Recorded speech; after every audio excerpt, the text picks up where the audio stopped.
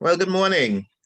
Welcome to our second interview in our interview series, moving away from Taylorism. I look at management and leadership through the Deming lens. These interviews are being hosted by the Chartered Quality Institute Deming Special Interest Group.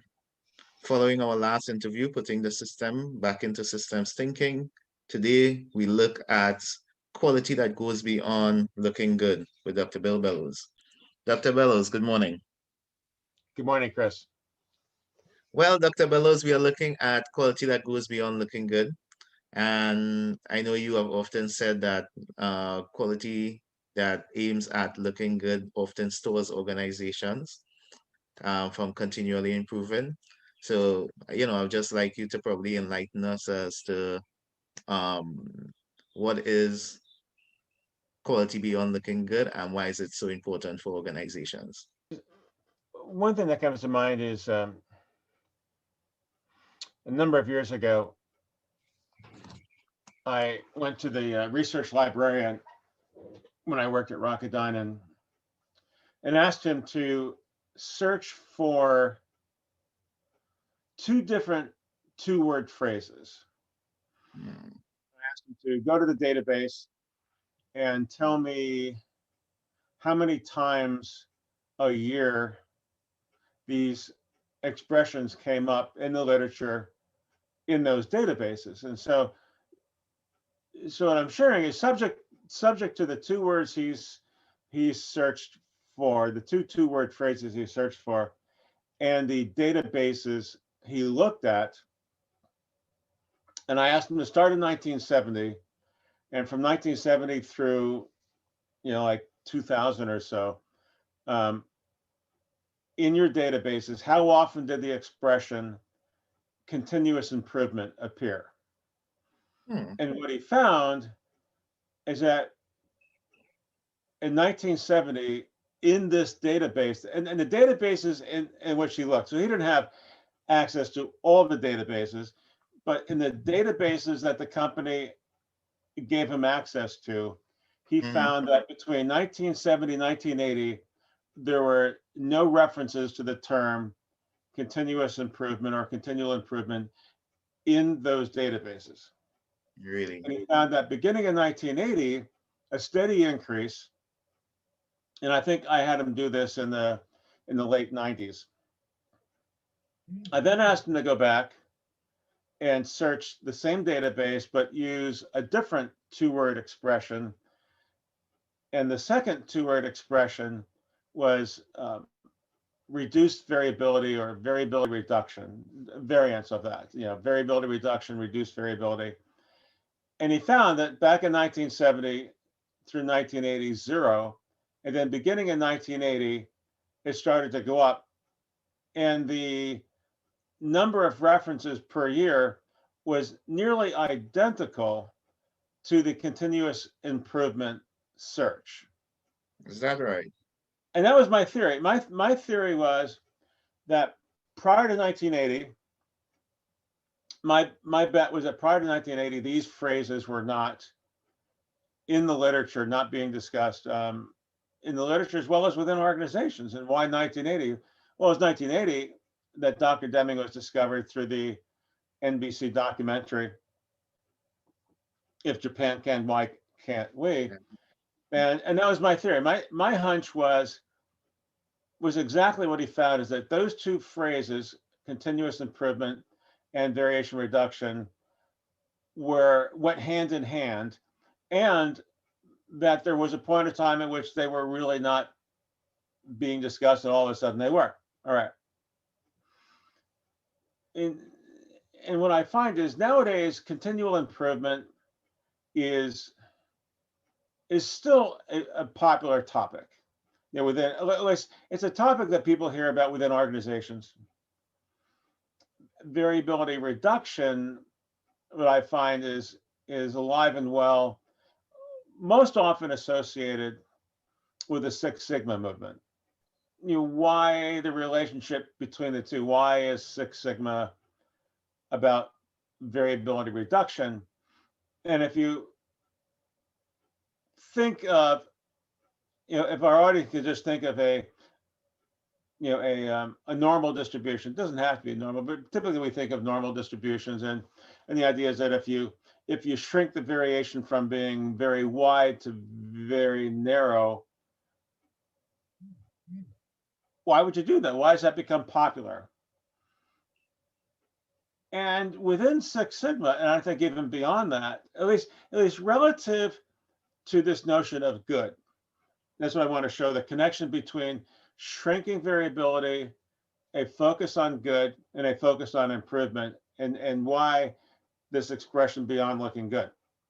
Organizations that talk about variability reduction will relate that to continuous improvement. If you ask them why are we reducing variability, or are you reducing variability? They I think typically yes. think that Why they're do moving towards an optimal point. Some 3.4 defects per million opportunities. They think that is well optimal. exactly. So right. So I want to go back to my hands, and so instead of my hands so if my hands are like this, and I'm thinking about a distribution of variability, I'm going to shrink it to be very narrow. All right. But now what I'd like our audience to do is is hold two thoughts. One is think about that wide distribution, which is going to become narrower. But Hmm. then simultaneously think about my two hands representing the requirements. The minimum requirement and the maximum requirement And they're not the for the same. process, for the product. And then the idea is that as you shrink the variability, then there's a better chance of meeting the requirements. And what's the significant? Well, if you meet the requirements, then things are good. So It's an the assumption. parallels I see is that the Six Sigma community has interpreted Dr. Deming's work as the need to shrink variability such that all the variability is within the requirements. So this is a variability. We're going to shrink it, shrink it, shrink it, shrink it, shrink it, end up with a really narrow, tall distribution. And then it's going to fit within the requirements. And once we achieve that, then we end up with everything being good or zero defects. So you mentioned earlier this 3.4 defects per million. Well, the Six Sigma folks will talk about the idea of having 6 standard deviations within the requirements is that you end up with very narrow distributions well within requirements.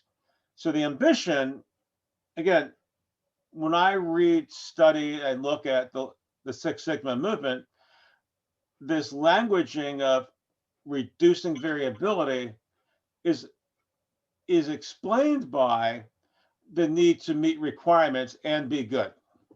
Hmm. Right. Now I want to hold off on that thought. Then I want to go back to the red bead experiment with Dr. Deming. So Dr. Deming would have willing workers come up on stage, and he would give them instructions for how to dip the paddle into the beads and shake it around, and the paddle would be withdrawn, and in the 50 holes there'd be white beads and red beads, where the red beads represent defects, things that are not good, that are bad, not good. And then the Hmm. white beads represent things that are good or defect free. And through that experiment, the role playing experiment, he demonstrated, through the 4-day seminar and his use of that exercise, that the point he was trying to make is that the number of red beads being drawn each time was not solely a reflection of the willing worker, but the greater system, which includes all the workers, the paddle, the bowl, the beads, and that if you want to do something about the number of red beads, which are things bad being created, And then do something about the system. instead of chastising the workers, you need to step back and look at the workers as part of a greater system, which includes the workers. And so there, in that very simple exercise, Dr. Deming is showing you put the paddle in at a given angle, and no matter what you do, you end up with red beads. The red beads are defects, the white beads are things that are good. So in that simple exercise, he's demonstrating that a given process that people can associate with, produces things that are good or things that are bad. And which do they prefer? They prefer the things that are good. And so what you learn in that exercise is that the red beads are caused by the system. So don't beat up the blue, don't beat up the workers for creating the red beads. Well, then, so what I want to get into then is what I find in organizations, where I've worked, where I've consulted, or I've done training from the students that I meet in my classes, and they represent organizations that think pretty much very similarly, not just in the United States, but all the classes I've done around the world, from England, the Middle East, the Netherlands. I've done a number of presentations in New Zealand. I've been and done training in Hong Kong. And what I find nearly universally, again, universally, when I talk about the people I meet with online from around the world, there's a consistent theme as we define quality as meeting those requirements, that the service meets the requirements, the process meets the requirements, the product meets the requirements. Now take into account that in that product or that service or that process are a bunch of ingredients that go together to create that result as a system. Mm-hmm. So now stepping back then, so what I love doing is going through the red bead experiment with people and getting to the point of them understanding, realize the realization, don't blame the workers, blame the system. We need to improve the system. And then, as we talked earlier, there's a sense of Dr. Deming's message being one of continually improving. And there's no doubt he was talking about continually improving. But quite often, when organizations embark on this journey of continual improvement, they don't take it from a forward-looking view. They typically, um, you know, try to look through the rearview mirror, and by doing that, just continue um, to improve on where they were before. Just preventing, just focusing on preventing problems, and so on. How does that really affect their transformation and improvement processes? Well, a few things that you just said that I want to key in on, then I want to go back to what I was saying is one is what Deming is describing is absolutely a journey. Mm-hmm. But significantly, a journey, if you're talking about a journey and along the journey we're continually improving, Mm-hmm. then you have to take into account that journey, in the spirit of continual improvement or continuous improvement, and for the time being I don't want to differentiate, but in the improvement in the world of never-ending improvement, there is no destination. It's a journey. Mm-hmm. There is no there. So it's not, mommy and daddy, are we there yet? Are we there yet? Are we there yet? Yet, as soon as you say something is good, the journey ends. And so one thing I point out to people is when I do online courses for university students, or I do let's say a full day session, then I will introduce them to the red bead experiment modeled after Dr. Deming. They draw the beads and get across the point that they're red beads and white beads, good or bad. And then we get to a point of explaining to the audience the role of control charts and the natural variation in that system, and the variation will continue to exist into the future within the control limits, blah, blah, blah. And then what's really awesome is to say to them at that point during the learning event is to say, in the spirit of Dr. Deming talking about continual improvement, which they readily buy into. They accept continuous improvement, continual improvement, never-ending improvement. They really believe in that. But then I say, in appreciation that an organization has many departments, functions, processes within it, is the ambition of that organization to strive for the achievement of zero red beads in every process within the organization. To achieve zero red beads coming in from suppliers of the ingredients for whatever it is they're doing. And I said, so it is the messaging that what Dr. Deming was saying is to strive for zero red beads everywhere. And as a result, we can then deliver zero red beads to our customers. So what I ask him is is that your interpretation of Deming philosophy to stamp out red beads everywhere? And in doing so, when we achieve that point, are we done? But if we are done, what does continual improvement mean? Because now we've arrived. We've arrived at zero red beads. Hmm. And so where the beyond looking good is, I ask him is, are we stopping at good or is there more to do? And then the audience will scratch their head and they'll think about it. And someone will say, we can make the white beads in our department, which serves a greater department, we can make our red Faster. beads faster. And I say, fine, we can cross the organization, make them faster.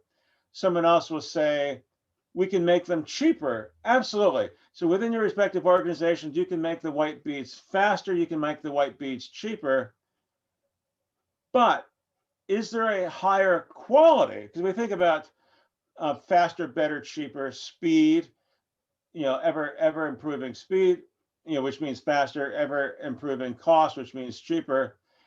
But is there a better in terms of ever improving quality? So I said, relative to the beads being white, once you get to zero defects, no red beads, can you further improve the quality? So again, I want to point out is they're all good. Wherever I go, they're all good. We never-ending improvement in price, which means lower and lower. Never-ending improvement and speed, faster and faster. And then what was really cool is they'll say, "Well, I guess there isn't a better." So I guess that continual improvement is limited to speed and cost because they can't think beyond good. The other idea is that when you shrink the variation, when you get the variability shrunk to a certain point and everything meets requirements, then that's also since we want to shrink the variability until we achieve all good. And so again, what I find is people are they can't think out of that box. I go around the room and I say, he said continuous improvement. And they say, yes, it's faster, yes, it's cheaper. But I said, but is there a better for a given product called a white bead? Can you get better than no defects? And they'll just be stumped. And finally, they'll say, you're right. No, there isn't. And we're stuck. But there's a way out of it. So there is a beyond looking good, but it's hard for people to think outside that box. It's just amazing. Organizations are designed for quality to be in that box. We meet requirements, we are done. So you get faster, cheaper. But in that world, there is no better. In the world of red beads and white beads, all the beads are good. There is no better. So supposedly, I mean, there is. I want to get to that, but let me just pause here for you to interject. Oh no, well, the question I was actually going to ask had to do with the whole question of, this whole compliance to requirements, compliance to clauses, where be it in ISO standards and requirements and all of that. And a lot of organizations are typically, just trying to meet their requirements or improve, as I said, there's no better. So is basically, I know you always give the example of um improving on the carburetor engine, not innovating, not going beyond that looking good. So I wanted to kind of just you know, for you to share some of your thoughts relating to how do you get out of this boxes of just complying with requirements, complying with um standards and you know um and probably possibly even considering the organizations that are into service as opposed to manufacturing. Do these ideas apply to an organization in the service industry as opposed to a manufacturing organization? Yes, and again, thanks for asking, and thanks for the opportunity for these sessions. And so here's what's really neat. Again, I spent well over 30 years studying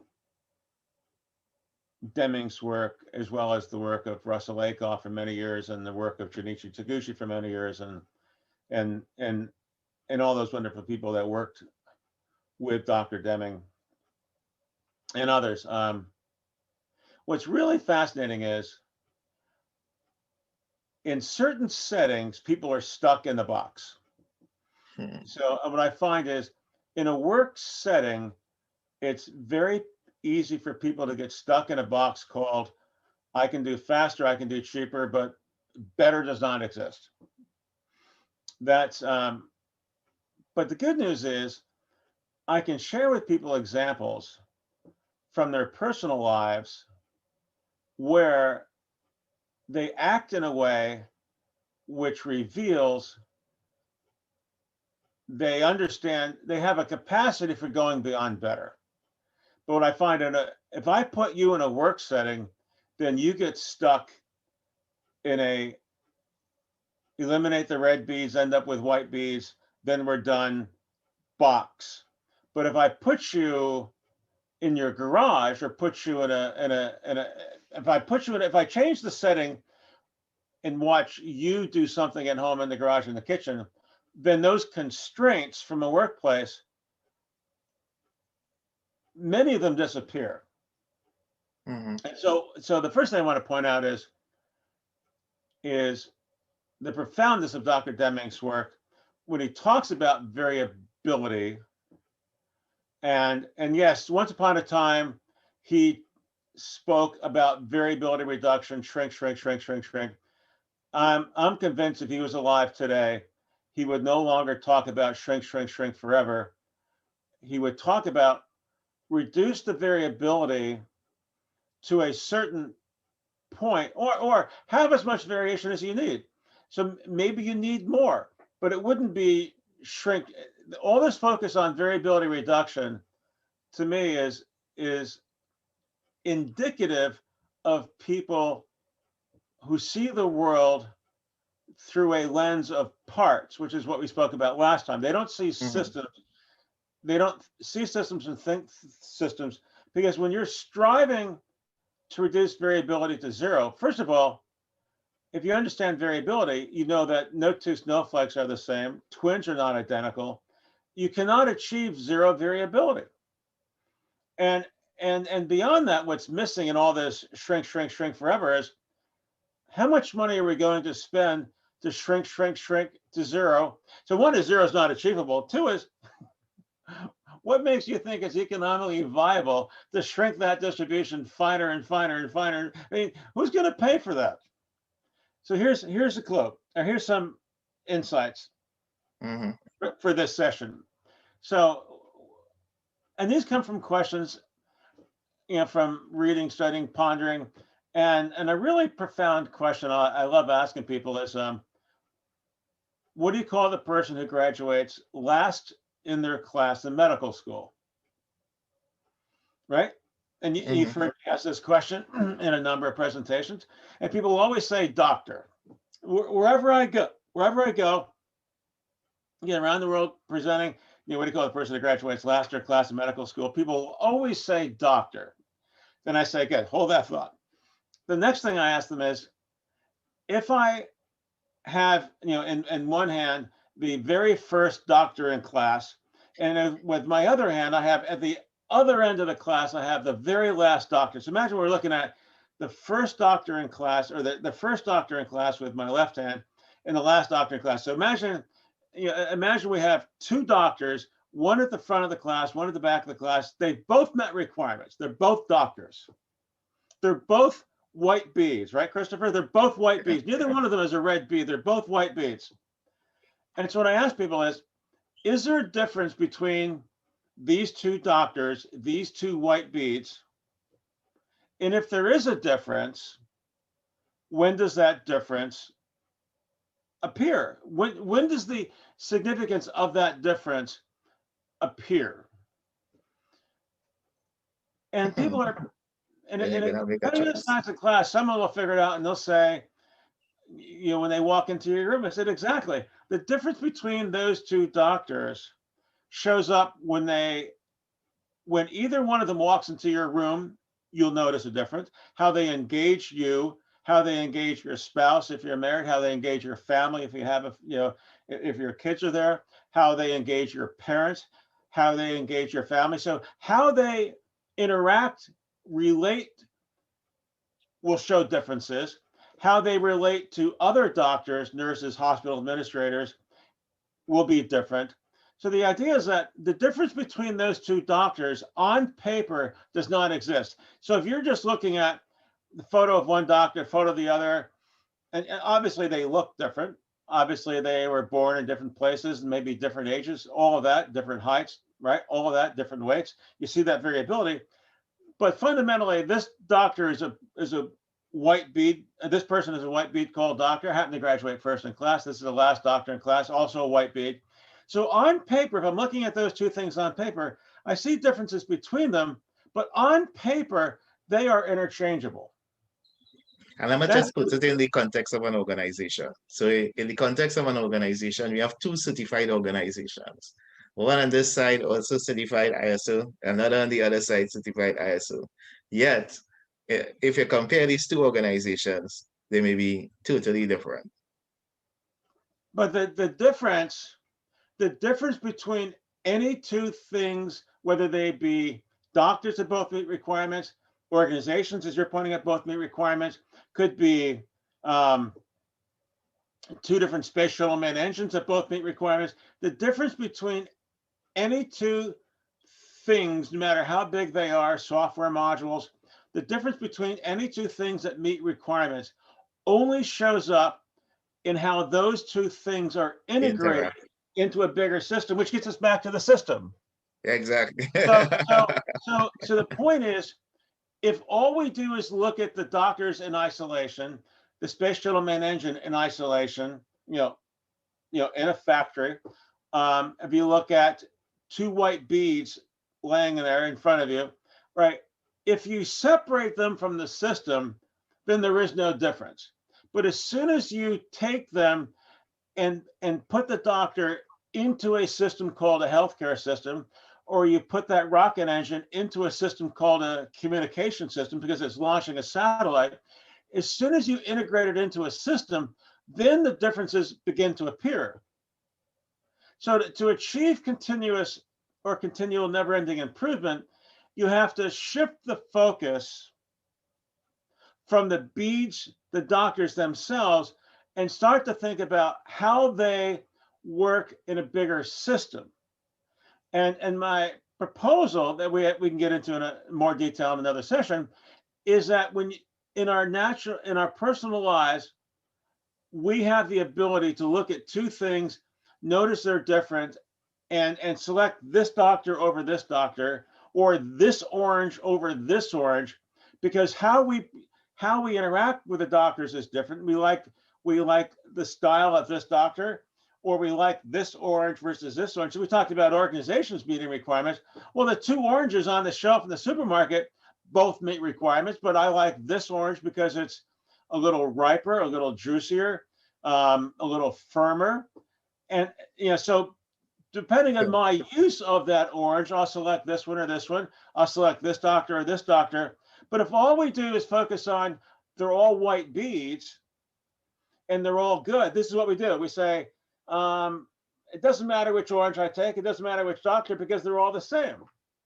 So what I find is profound is in our personal lives, whether it's selecting doctors, selecting fruit, looking for a parking spot, all those parking spots meet requirements, but we want the one with more shade. We want the one closer to the door. We want the one furthest away from the door, right? So in order to go, the essence is, in order to get your thinking beyond looking good, you have to stop looking at that thing, whether it's the company, the doctor, the bead itself, the orange, and look at how is that doctor used? How is that rocket engine used? How is whatever that thing used? And when you look at it in that context, then you can go on a journey to never ending improvement of the system. Well, with my final question, all right? So a lot of companies spend a lot of time actually trying to do what their competitors are doing. They spend a lot of time also copying processes utilized by other organizations. I know that there's a lot of step-by-step approaches. You know, um, in order to move from our current state to a future state, you find that a lot of organizations really utilizing the same approach as each other, which may not be, necessarily appropriate.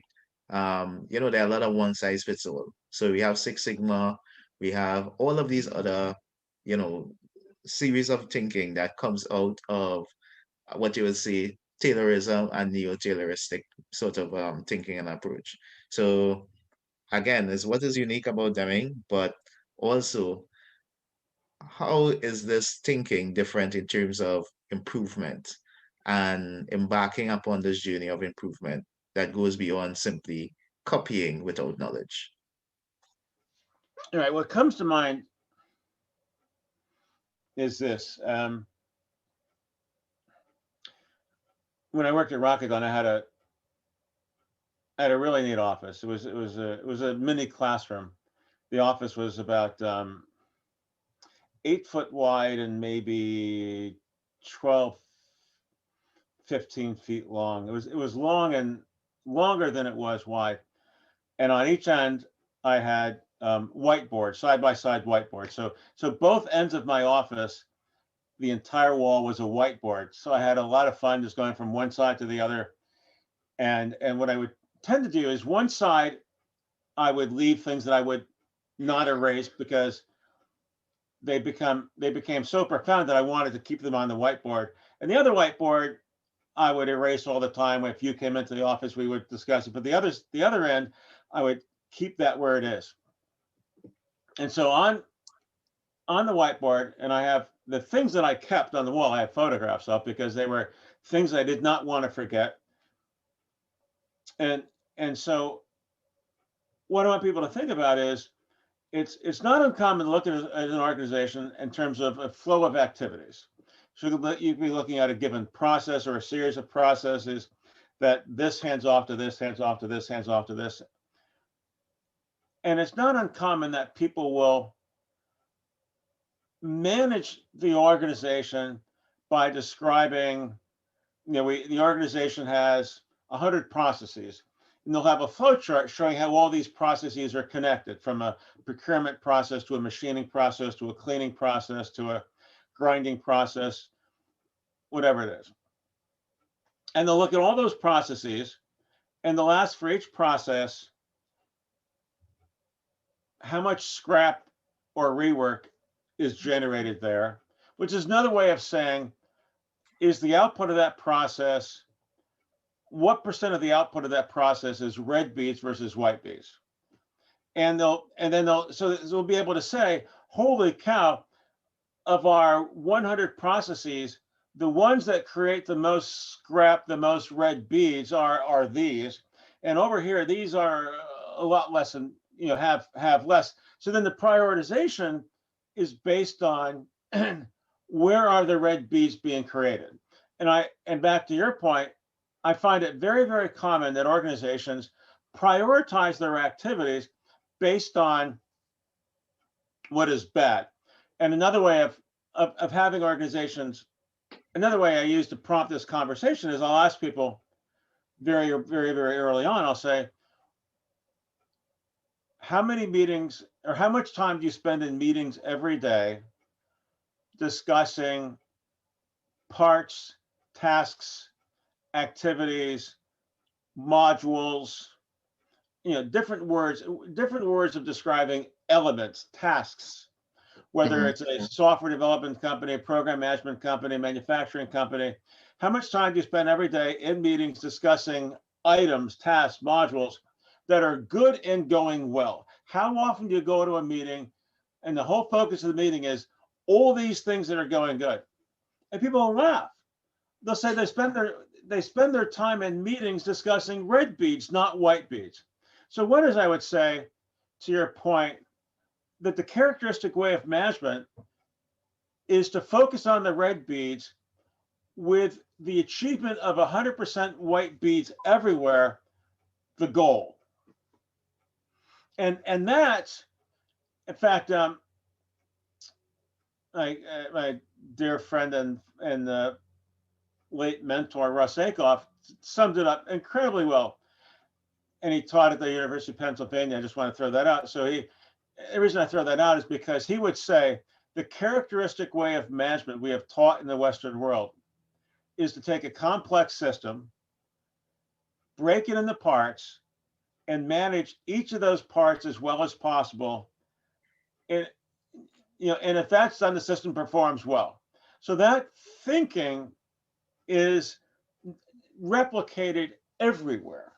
And how do I know? Because wherever I go and I ask the same questions, I get the same answers. And their fundamental thinking is to break the organization into modules, and all those modules have processes, and all those processes get connected with some sense of a system and a sense of flow. Whether then they use Six Sigma. Six Sigma gets used to shrink the variability to end up with no defects, so they're all white beads. And then Lean gets used to talk about how these things flow through a value stream. So what I find is the ambition is to get everything to be a white bead, period, and then we're done. And so what I find fascinating about Dr. Deming's work is his appreciation formally, which is an appreciation we have informally. So now I'm going to go back to when I select this doctor over this doctor, or this orange after this orange, or this parking spot over that parking spot, what am I doing? I am managing variation in the white beads to improve how I interact with a parking spot, or how my use of that parking spot improves my ability to go in and out of the supermarket.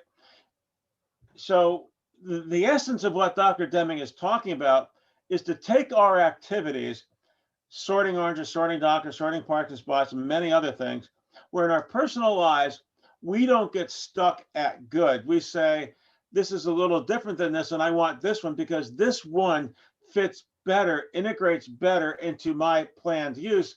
So the message I try to give to people is they have an intuitive sense of how to manage the variation in the white beads. That's the beyond looking good. They don't stop at all these beads are in their personal lives. I can point out to them many times when they don't stop at the beads being good, they realize that those beads are different, and what's driving them is the use of the bead and how it integrates. So I just say what Dr. Deming has done is put together a philosophy which matches incredibly well what it is we do. So what I find is powerful is instead of someone saying to me, why should I use the Deming philosophy? My strategy is to point out to them that in many ways, not always, there's some aspects of what they do that are conflicts. But what I love pointing out to them are the many ways their activities in a given situation, most likely away from work, are incredibly consistent with what Dr. Deming was advocating in the system of profound knowledge, that we manage the variability in the white beads, that's the variation piece of profound knowledge, to improve integration, that's the systems piece, based on a theory of how to improve integration. That theory is the theory of knowledge piece.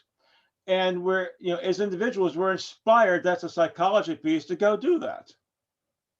I thank you, Dr. Bellows. Now we have actually reached just to the point where we needed to stop. So I just wanted to say thank you for these nuggets of wisdom. I think they have been very useful and would add value in terms of helping some of our organizations to rethink how they consider continual improvement and to also consider the processes that are actually utilized in bringing about that improvement, recognizing that no one size fits all organizations, and to also apply a greater system, a greater appreciation for your system, understand your variation, and realize that it's also beyond just reducing variation to a particular or optimal level, and we need to also consider how people learn, how they interact with the system, and of course, the psychology of all of this that is also important and coming together and not separate within itself. So we appreciate you for your time today, and we look forward to the next interview within the series. Thanks. Thank you, Chris. Thanks very much, Christopher.